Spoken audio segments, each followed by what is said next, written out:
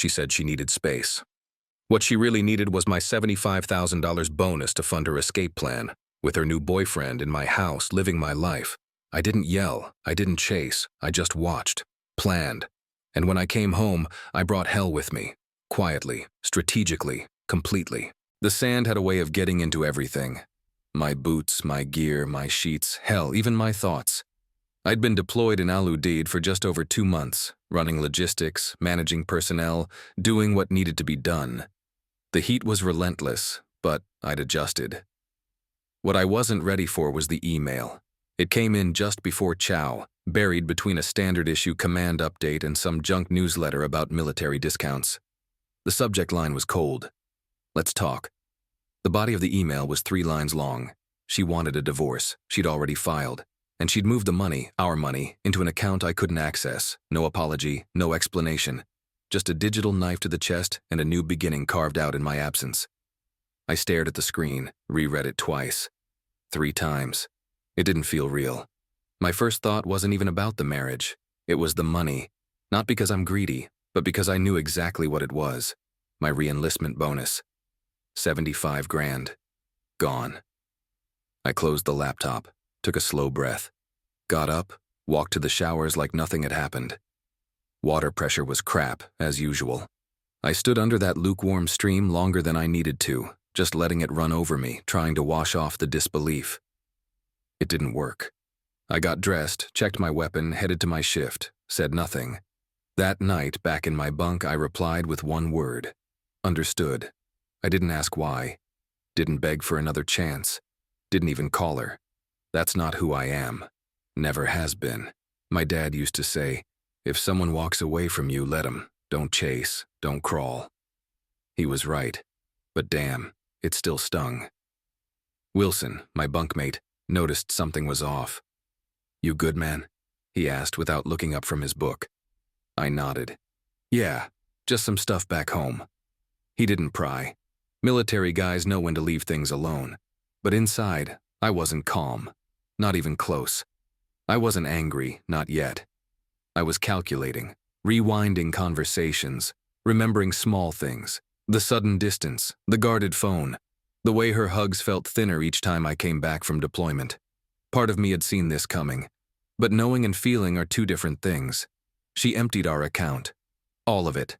Left me 6,700 miles from home with nothing but a deployment bag, a government email, and a growing sense that everything I thought was mine was already gone. My wife. My bonus. My house. What she didn't know, what she'd never understand, is that I don't lose well. I don't scream. I don't panic. I adapt.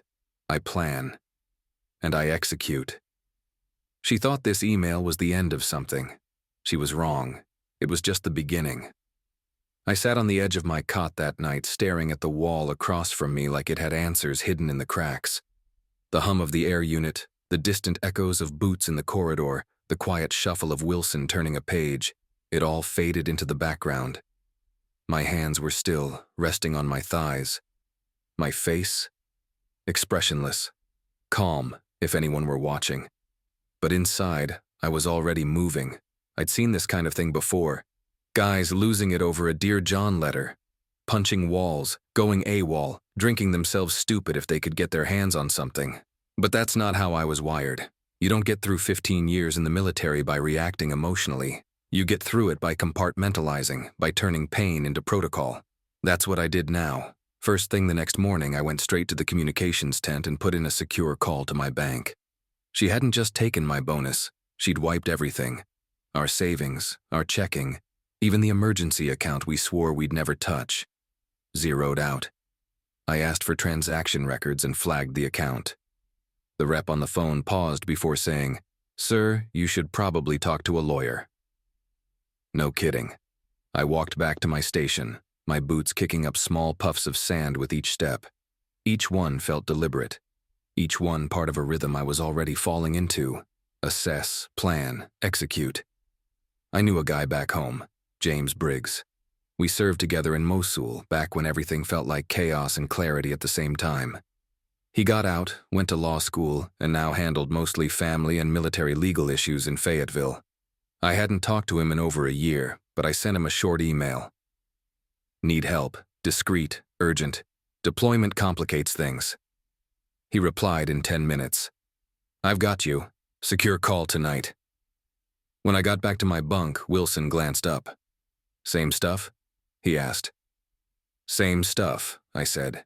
That was it. No details, no breakdown. But I could tell by the way he nodded he knew it was bad. He didn't press.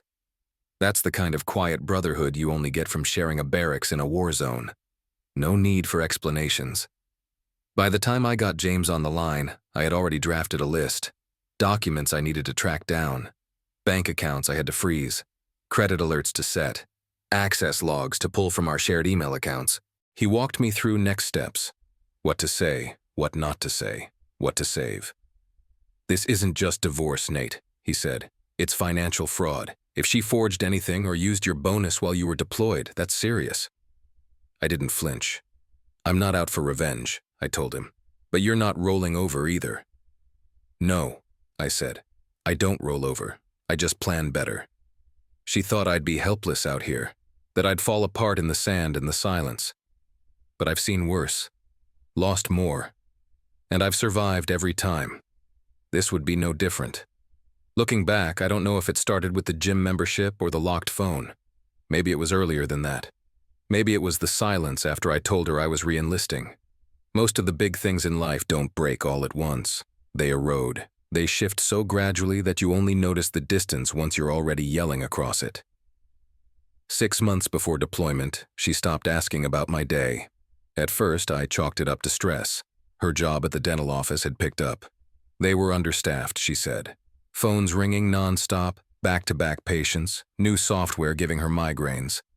I told her to take it easy, that we were okay financially, but she waved it off. Said she liked staying busy, said it kept her distracted. Then came the gym thing, 3 nights a week, always after dinner. At first, I was happy for her. She'd been saying she wanted to get healthier. But something felt off. She never seemed tired after. Didn't talk about it. No sore muscles, no new routines, no playlists. I asked once, "How was the gym?" And she said, "Same as always." That's when it hit me. She never mentioned any names. No trainers, no gym friends, just the gym. Her phone changed next. New password, different ringtone. She kept it face down at dinner, silenced during movies. She used to scroll through pictures with me, show me dumb memes or TikToks about military life. But that stopped. If I reached for her phone to check the time, she flinched. I didn't push, didn't accuse. That's not my way. I remember one night, I was packing my gear for deployment, laying everything out on the bed. She stood in the doorway watching me, arms folded. I said, "Hard to believe it's that time again." She didn't answer right away. Then she said, "I just wish you didn't have to keep going." I looked up at her. "It's what I do, Becky. It's who I am." She nodded, but her eyes were already somewhere else. I thought maybe it was fear. Fear I wouldn't come home. Fear of being alone again. But now I wonder if it wasn't fear at all. Maybe it was resentment. Maybe it was already goodbye. She started talking about Melissa a lot. Her friend who divorced her husband, moved to Austin, started living her best life. Becky said it like she was reciting scripture. She started making these comments, half jokes, about how Melissa didn't have to cook for anyone anymore, didn't have to share her bathroom, didn't have to answer to anyone. One night after dinner, she looked at me and said, "We don't really have that much in common anymore, do we?" I laughed, thought it was a joke. But she didn't laugh back, and still I didn't see it. Or maybe I saw it and chose not to. I was trained to assess threats, spot patterns, read the terrain. But when it came to Becky, I let my guard down. I gave her the benefit of the doubt because that's what love is supposed to do. Now I realize, love is also supposed to tell you the truth. And the truth was already moving in. The re-enlistment paperwork was signed 2 weeks before Wheels Up. Another 4 years, another promise. I did it because it felt right, because I was good at what I did, because when I wore the uniform, the world made more sense. And yeah, because the bonus didn't hurt either. $75,000, direct deposit. I didn't plan to spend it all, Just wanted a cushion, maybe put some toward upgrading the house. Becky had been talking about redoing the kitchen, maybe even taking a trip once I got back. Italy, she said. Rome, the Amalfi Coast. Somewhere with sunsets and wine and none of the heaviness that had been hanging between us. Maybe, I thought, it could still fix things. Maybe it could buy us some kind of restart. I watched the account for weeks. I knew the payment was scheduled to land mid-February. I'd set up alerts on our joint checking account just in case. And then, nothing. No alert, no deposit. I checked again the next morning. Still nothing. My heart didn't race. It sank. Quietly. Like it already knew. So I checked our other account, the one we used for savings. Empty. I logged into the main one. The one tied to my paycheck. Empty too. That's when the weight hit. Not panic, not fear. Just the slow realization that I'd been outmaneuvered. The bonus had hit. She'd been waiting for it. Watching the calendar just like I was. But unlike me, she'd been planning to take it the second it landed. There were transfers I didn't recognize. One big one, $42,000, to an account I'd never seen. A few smaller ones before that, $40 here, $100 there, test runs probably. She was smart about it, quiet, strategic. The first time I'd ever seen her use those words to describe herself was on a job application. Now I was watching her weaponize them. I didn't yell, didn't slam anything.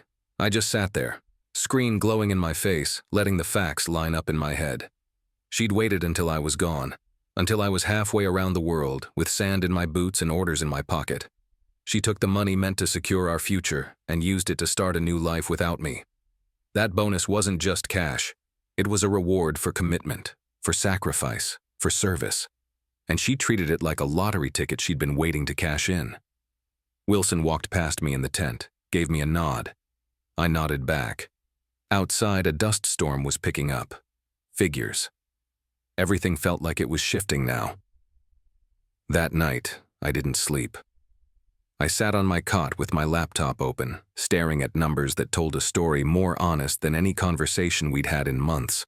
The story of how she'd left long before the email ever showed up. The money was gone. But I wasn't. And I wasn't done, not even close. I always told Becky I wasn't the kind of man to snoop. And I wasn't. I never needed to be. I believed that trust wasn't something you constantly inspected. It was something you gave. But trust isn't armor. It doesn't protect you. It just makes betrayal hit harder. After the bonus vanished, I stopped hoping this was all a misunderstanding. I started looking, methodically. The same way I'd analyze a broken supply chain in a forward operating base. Follow the weak links, find the leak. First stop, transaction history. Every debit, every transfer, every slip-up. She didn't cover her tracks. Not really. She used our joint account to funnel cash into an online bank I'd never heard of. Something flashy with freedom in the name. Real subtle. From there, it went to another account in her name only. Then out. I traced the last withdrawal to a certified check made out to J. Ryan. Jeremy. I hadn't even heard the name yet, but I'd already seen his signature. Not literally, but in everything she was doing. The kind of carelessness that only comes when you've got someone whispering in your ear, telling you they've got it all figured out. I pulled phone records next. Didn't need to hack anything, just logged into our shared mobile account. Her call history was a roadmap of guilt. Dozens of late-night calls to a number I didn't recognize. Same one every time. Same time of night. Patterns don't lie. People do. Emails. I had access to our shared cloud drive. She probably forgot we synced devices. She wasn't careful. She deleted things, but not well. I dug through archived receipts, email confirmations, travel bookings. There was a weekend trip to Coeur d'Alene a month before I deployed. She told me she was going to a dental seminar. Turns out it was a lakeside hotel with 2 guests and 1 king bed. She'd even used my card for the deposit. The irony burned. I checked social media next. Her accounts were locked down, but not her friends. That's where I saw the photo. A blurry group shot at a brewery. Becky in the back, leaning against a guy I didn't recognize.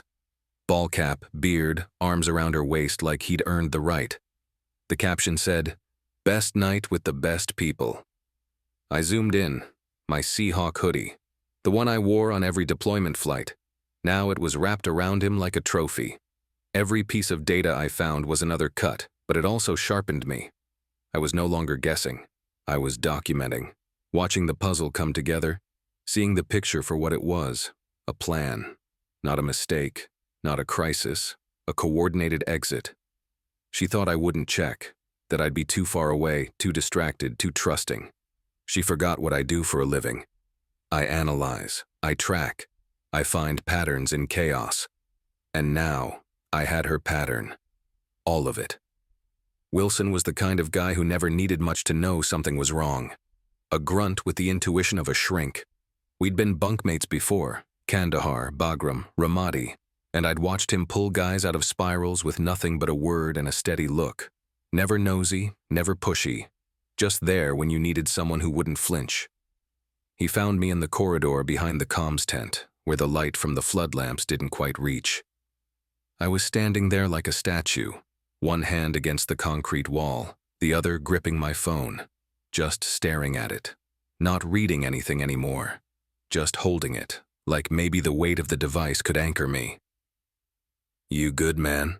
he asked, his voice low, even. I didn't look at him. Yeah. That was the lie, the default answer, the one we all give when we're still calculating how much truth we can carry without it breaking us. He didn't press, just leaned against the wall beside me, chewing the same piece of gum he always had stashed somewhere. We stood there for a minute in silence. That's what I appreciated about Wilson. He knew sometimes the best thing to say was nothing, but even in the silence I could feel it creeping in. The pressure, the fire just behind my ribs that wasn't quite anger, wasn't quite grief. It was something else, something rawer, like someone had rewired me while I wasn't paying attention. Everything felt different now, lighter and heavier at the same time. The woman I'd built a life with, the one who cried the first time I left for Iraq, had not only walked away, she'd done it like I was a task she'd finally checked off her list. And now, here I was, halfway across the planet, holding my tongue while she held my money. I turned to Wilson. "You ever have someone flip on you without warning?" He didn't look surprised by the question, just nodded. "Yeah." "What'd you do?" Made a list, checked it twice, then I fixed it. Simple words. But they hit. That night I pulled out a notepad from my ruck. I started writing. Not thoughts or feelings, those were still buried too deep. Just actions, items, names, banks, accounts, questions. Everything I needed to get my life back in order, or, more accurately, to burn the broken parts down so I could build something real in its place. Wilson came back from his shift around 0100, saw the list on my bunk and didn't ask questions. He just gave me a nod, like he knew, like he'd done it too. We don't talk much, us military guys. We don't sit around unpacking our feelings over coffee. But we know when the storm's coming, and we know when one of our own is getting ready to fight it, alone if he has to. I wasn't good, but I wasn't helpless either. And soon, I wouldn't be quiet. It was around 0230 when I remembered the cameras.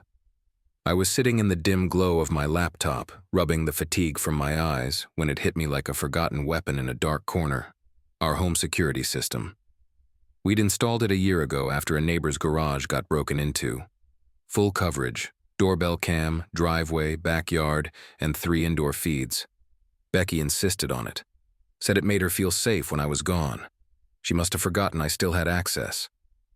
I logged in with shaky fingers, half expecting her to have changed the password. She hadn't. Maybe she figured I'd be too far, too distracted, too lost in war to even care. The dashboard loaded and I felt my chest tighten. There it was. My home, my living room, my kitchen, my garage. I clicked through the archive and scanned through motion alerts, dozens of them. The first clip was from 2 nights after I deployed. A truck I didn't recognize pulled into the driveway. Big, loud, custom rims. He got out casually, like he belonged. Wore a backward cap and a cocky grin. My dog, Scout, wagged her tail at him through the screen door. He had a key. The next clip hit harder. Kitchen view. Becky, pouring 2 glasses of wine. She looked different. Hair done. That dress she never wore around me anymore. Then he walked in, took one of the glasses, leaned in, kissed her neck like he'd done it 100 times. She giggled. My wife giggled. I paused the video. My Seahawks sweatshirt. He was wearing my goddamn sweatshirt. I didn't yell, didn't throw the laptop, I just stared. Like maybe if I kept watching it would make sense. But it didn't. Every clip after that was a punch to the gut. Him walking the dog. Him eating at the table I built. Him carrying boxes into the guest room, now clearly his room. He looked comfortable. Too comfortable. One feed caught them watching TV on my couch, her legs draped over his. She laughed at something, rested her head on his shoulder. It wasn't just an affair. This was home now, for both of them, like I was just a memory they had deleted. I didn't sleep that night. Just sat there in the dark, phone in hand, making a new list. I added names, banks, contacts, legal steps, everything James had told me, and everything I now knew I needed. Because this wasn't about heartbreak anymore. This was about betrayal layered with deception.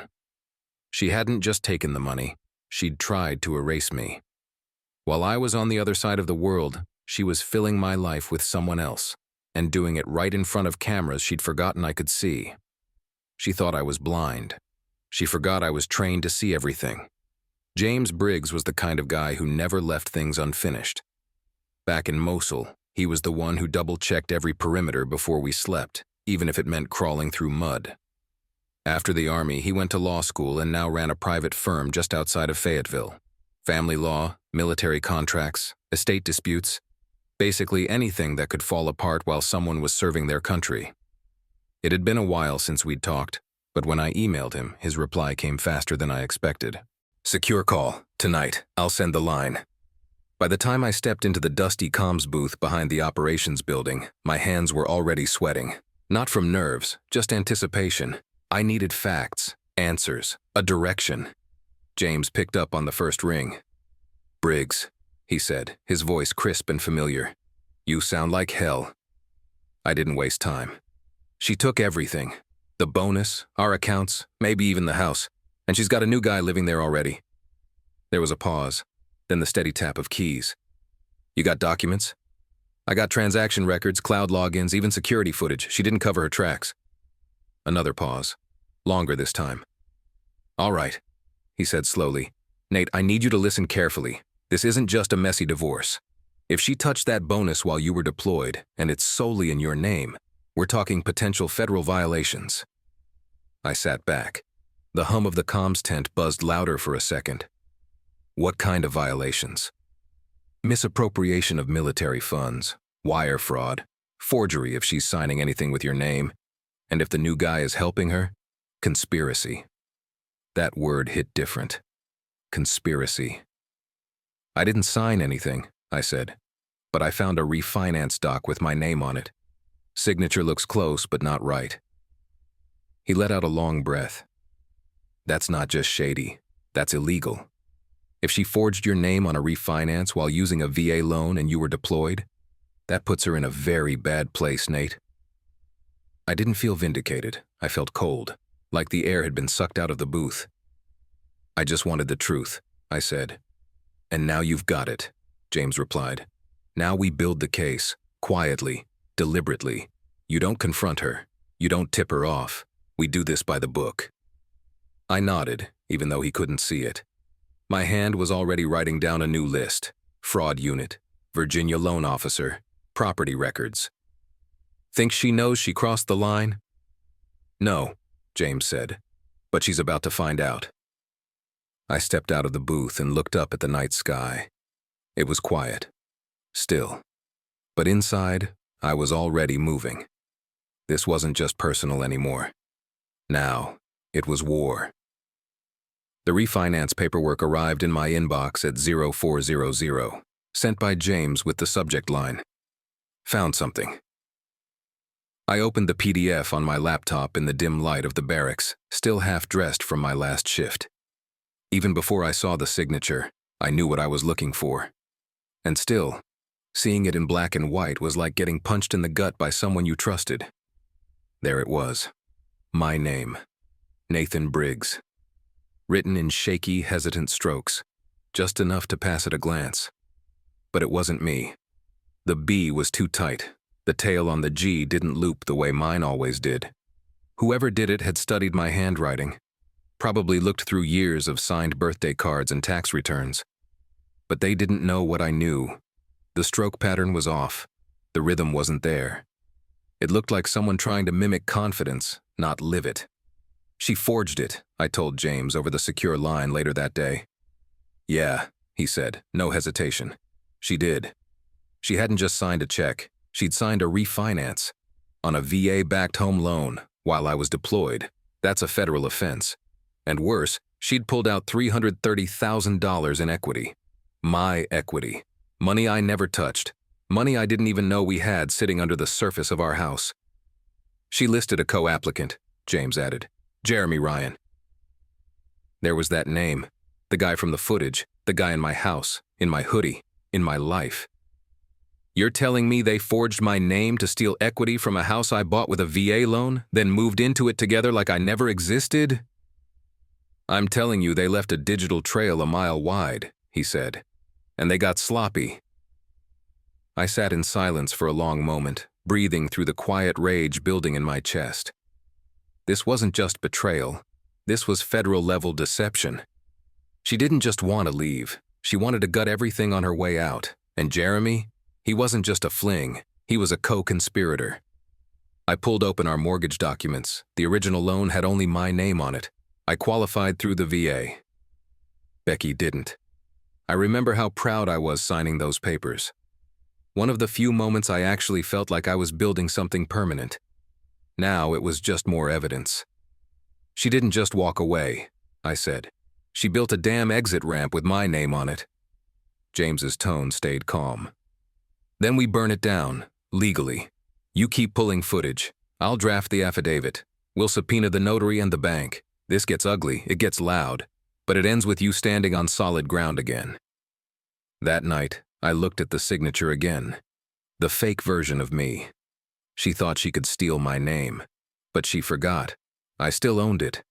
I watched him walk my dog like he owned her. Casual, confident. Wearing my Seahawks hoodie like it was his favorite thing in the world.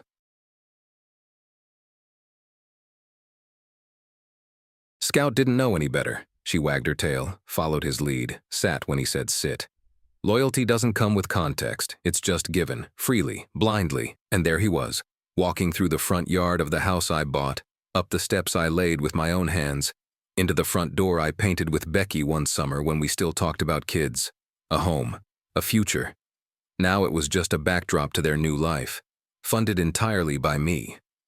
The footage from the camera showed them eating dinner in the kitchen I'd remodeled, my cabinets, my butcher block countertops.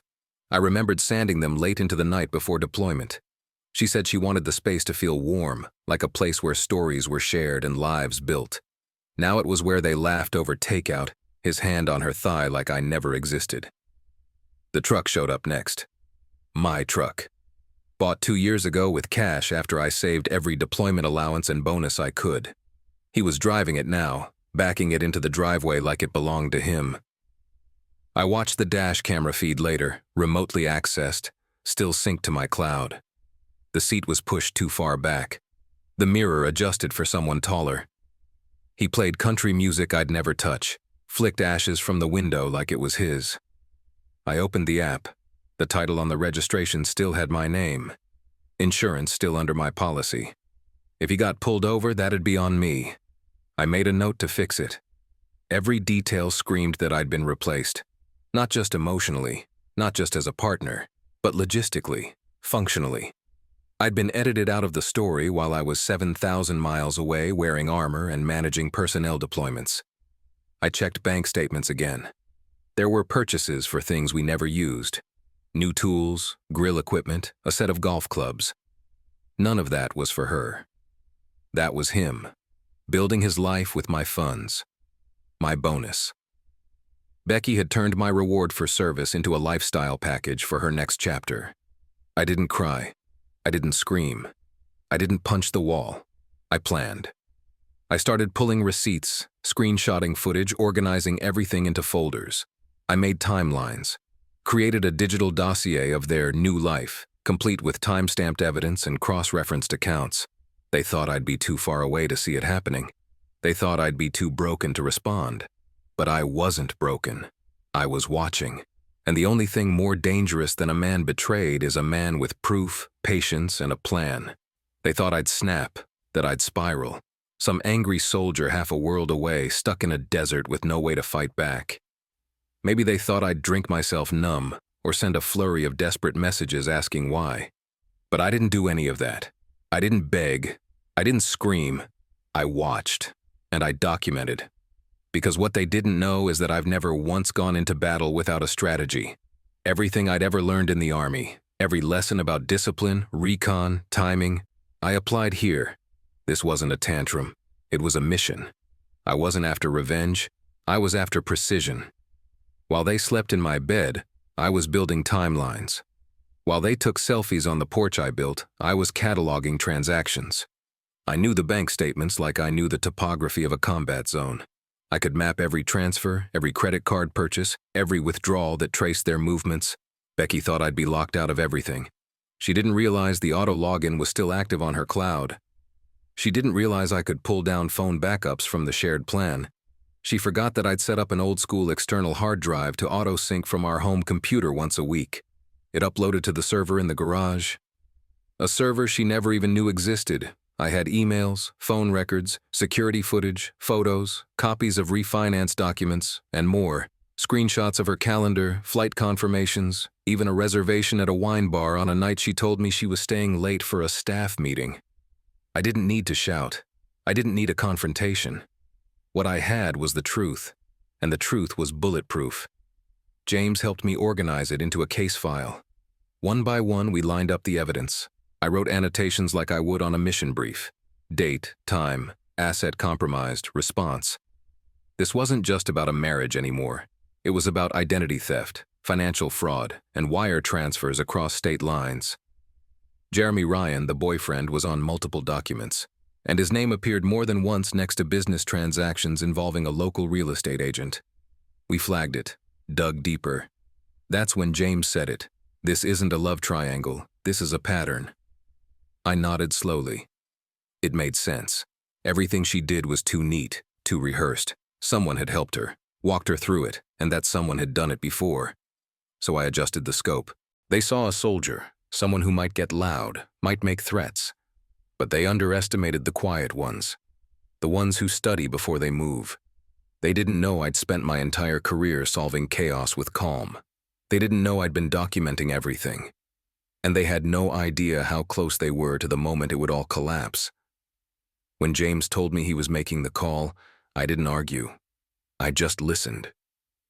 We were on a secure line, both quiet for a long beat after I'd finished walking him through the last piece. The real estate connection, the forged refinance, the sudden surge of cash, the withdrawals to a third-party name I didn't recognize. James was the one who finally broke the silence.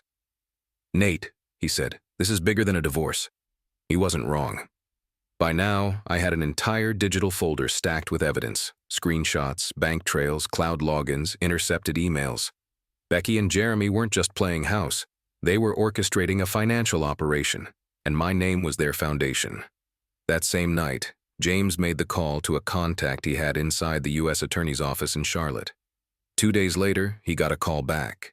There was already a task force, an active federal investigation, looking into a series of cases involving real estate fraud and military families. Different names, same pattern. When he called me to share the news, I was sitting on a steel stool inside the air-conditioned side room of the FOB's comms tent. The hum of the servers was the only sound for a moment as I processed his words. "They've been trying to build this case for months," James said. "What you've got, it's not just useful, it's what they've been missing." It didn't feel like victory. It felt like something heavier. Like carrying more than just my own mess now. I asked him straight up, "So, what happens next?" "They want to talk to you, record a statement, go through what you've collected, and they're requesting permission to pull financial records and subpoena Becky, Jeremy, and this real estate agent you flagged, Daniel Spencer." That name again. I hadn't met him, hadn't even seen his face, but his fingerprints were all over this.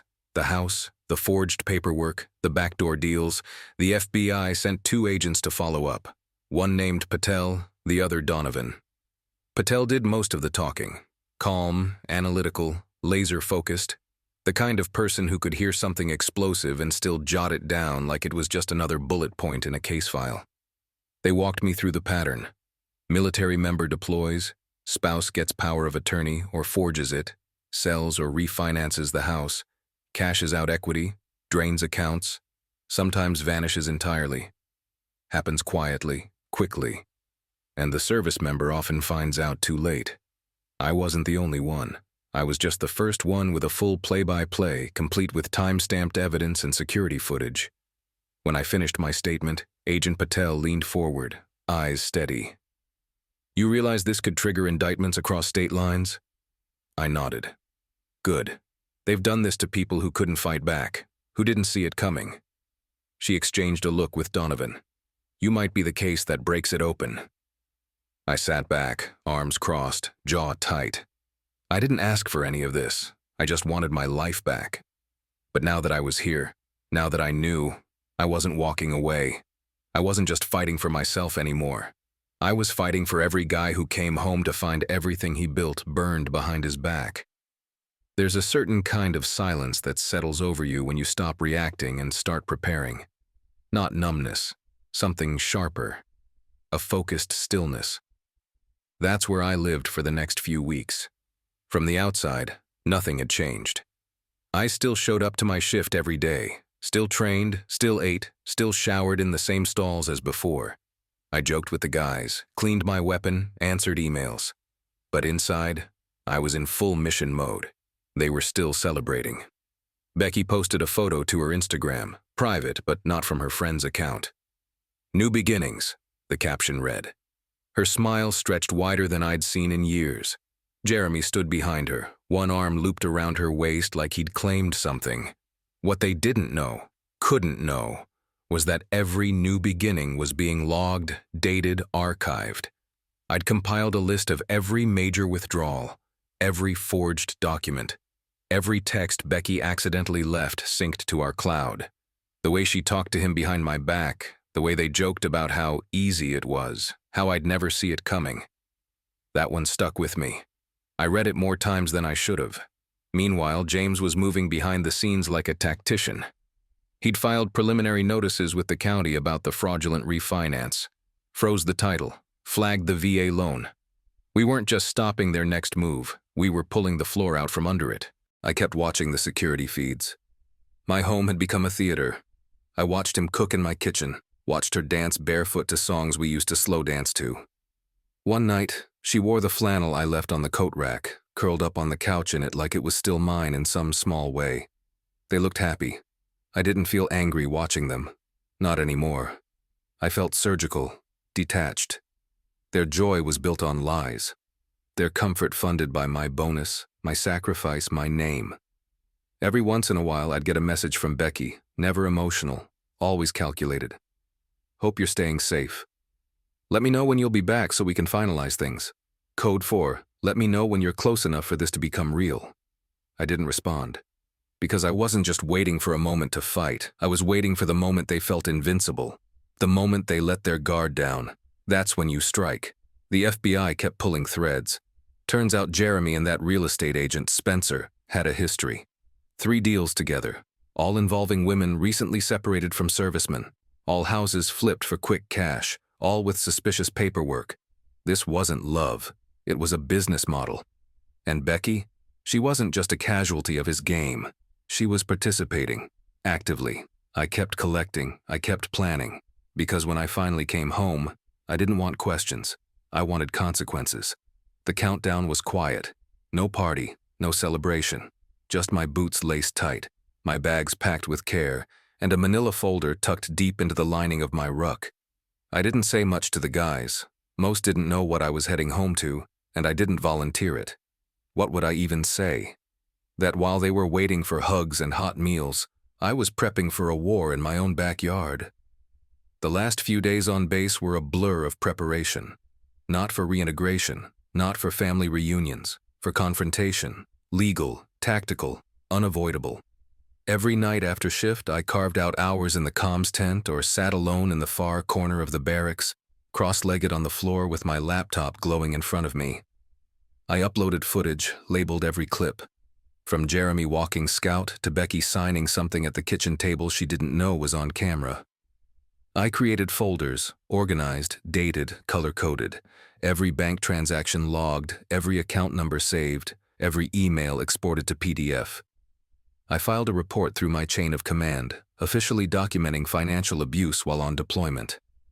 I attached evidence. Chain of custody mattered now. James told me to make everything airtight. The more professional I handled it, the less they could twist it later. No emotion, just facts. I reached out to the bank officer who had processed the refinance, set up a meeting, told them I'd be returning soon and needed to review a significant discrepancy in my loan records. They didn't ask many questions. They'd get them soon enough. I sent a letter to the county registrar, formally contesting the validity of any alterations made to the property title. Attached a copy of the refinance with my forged signature. I signed that letter with the real one. Every action had weight now. Every detail mattered. This wasn't a man coming home broken. This was a man returning with purpose. Wilson caught me packing the night before my flight. "You good?" he asked. "Getting there," I said. He watched me for a second, then nodded. "Bring the hammer, Briggs." I smiled for the first time in days. My last act before leaving base was a message to James. "Wheels up tomorrow. Be ready." His reply came back in less than a minute. "Always." I didn't feel nervous. I felt ready, focused. Like every minute of pain I'd swallowed over the past few months had funneled into this one goal. I wasn't coming home to beg for anything. Not explanations, not apologies, not forgiveness. I was coming home with a mission, and I had everything I needed to complete it. I landed in Spokane on a Thursday morning under gray skies and cold air that bit through the sleeves of my civvies. No one was waiting at the gate. No welcome home sign. No warm embrace. Just me, a rental car, and a bag full of documentation that weighed more than any rucksack I'd ever carried. I didn't go home. Not yet.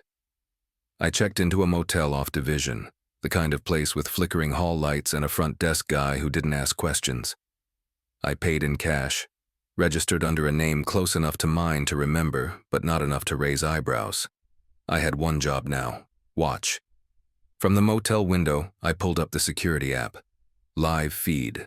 The house was still there. Same green siding, same flower bed I laid stone around 5 years ago, now overgrown. Jeremy's truck was parked in the driveway. Scout's food bowl was on the porch, my porch.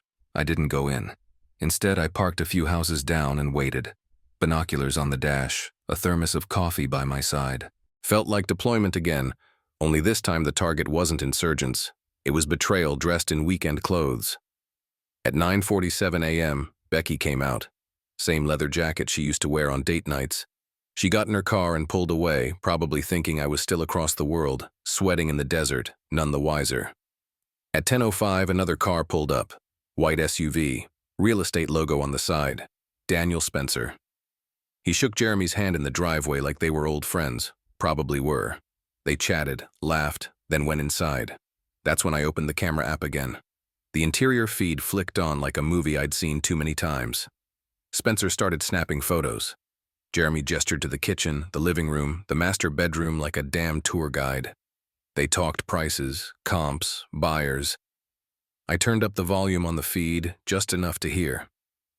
"Should list by the end of the week," Spencer said. "Cash buyer ready." "How much?" Jeremy asked. "List at $470. We'll settle around $420. Everybody wins." I stared at the screen, breath steady. "What about the husband?" Jeremy asked. Spencer waved a hand like he was brushing off dust. "Military types? Always the same. Deployments, long hours. They don't fight, they settle. Paperwork scares them." James was beside me, already recording the audio from his phone. His face was still, focused. "You getting this?" I asked. "Every word," he said. I didn't flinch, didn't move. Just watched as they casually orchestrated the sale of my house, my VA loan house, My stolen bonus, my life. They thought I was in another time zone. They thought I was out of reach. But I was already home, and the trap was closing. The knock came harder than it needed to. That's how I knew it wasn't Becky opening the front door. It was the FBI. From my rental car, parked 2 houses down behind a line of overgrown hedges, I watched it all unfold like a scene from a movie I already knew the ending to. Black SUVs lined the curb, jackets marked with bold yellow letters spilled out, agents moving fast, deliberate, precise. I had forwarded the surveillance footage to Agent Patel the night before, just the right amount, Jeremy discussing the fraudulent sale, Spencer confirming the buyer, both men treating the home like it was theirs to deal with. That clip alone had teeth, but what really sealed it was the pattern, the scheme, the web they'd spun and gotten caught in without ever realizing someone was watching. I saw Spencer open the door first. His expression went from smug to pale in under 2 seconds. Jeremy stepped in behind him, confused, maybe even annoyed, until he spotted the badge and handcuffs. I couldn't hear what was said, but I didn't need to. I knew the tone, the sudden shift, the unraveling. Jeremy went first, hands cuffed behind his back, face stone cold. Then Spencer, head down, lips tight. I leaned back in my seat, watching as the men who thought they'd gamed the system were led off my front lawn like trespassers in their own fantasy. 10 minutes later, Becky arrived. She must have gotten a call or a warning text, something. Her car screeched to a stop in front of the house, and she jumped out, coat half on, confusion plastered across her face. Her steps slowed the moment she saw the unmarked vehicles, the agents, the cuffs, and then she saw Jeremy. He looked at her but didn't say a word. Agent Patel called me as the cuffs clicked shut. I answered before the first ring finished. "We got them on tape discussing the fraud scheme," she said. "Wire fraud, conspiracy, attempted sale of property under false pretenses. That's just the start." I watched Becky stagger backward, one hand over her mouth as if trying to swallow the moment whole. The same woman who'd sent me a 3-line email from 7,000 miles away now looked like she'd forgotten how to stand. "She's there?" I asked. "Just arrived. She's distressed." I didn't say anything. "What happens to her?" I finally asked. "That depends," Patel said. "On what she knew, on what she did, and on what you want." I stared at her from the shadows. 13 years, a wedding dance, deployment letters, quiet dinners, fading laughter. All of it, scattered like ashes now on a lawn crawling with agents. "I just want what's mine," I said. "And I want it done right." Then I hung up and watched my former life get boxed into evidence bags. Sometimes justice isn't loud.